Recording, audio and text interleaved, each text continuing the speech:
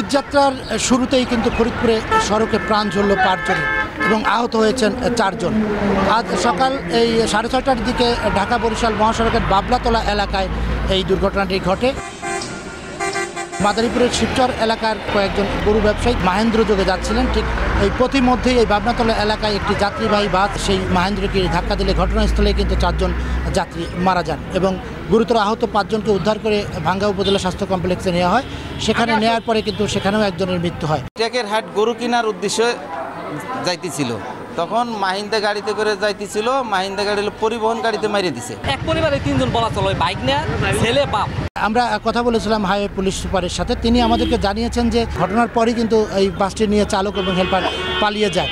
তাদেরকে গ্রেপ্তারে কিন্তু পুলিশ ইতিমধ্যে অভিযান চালু করেছে। 4 জনের নাম ঠিকানা শনাক্ত করা হয়েছে, আর বাকিটা প্রক্রিয়াধীন আছে। এই ঘটনায় আমরা রেগুলার মামলা রুজু হবে।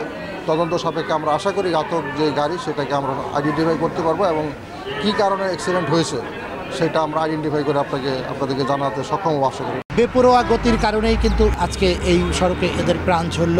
স্থানীয়রা যেটা বলছেন যে বাবনাতলা যে জায়গাটি, এই জায়গাটিতে কিন্তু মাঝে মধ্যেই দুর্ঘটনা ঘটছে এবং প্রাণ হারাচ্ছেন অনেকেই। তবে তারা বলছেন যে এই জায়গায় একটি স্পিড ব্রেকার দেওয়া হলে এই দুর্ঘটনার হার কিন্তু কমবে এবং এই যে বেপরোয়া গতির যে গাড়ি, এই গাড়ির নিয়ন্ত্রণ রাখার দাবি কিন্তু তারা জানিয়েছেন। বছরে না হলে 10-15টা লোক আমাকে মারা যায়।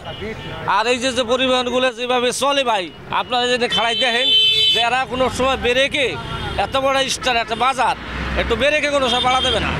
এরা যা চাই যা ইচ্ছা তাইভাবে গাড়িগুলো চালায়। মামলার বিষয়টি কিন্তু প্রক্রিয়াধীন রয়েছে বলে জানিয়েছে পুলিশ। শিকদার সজল, সময় সংবাদ, ফরিদপুর।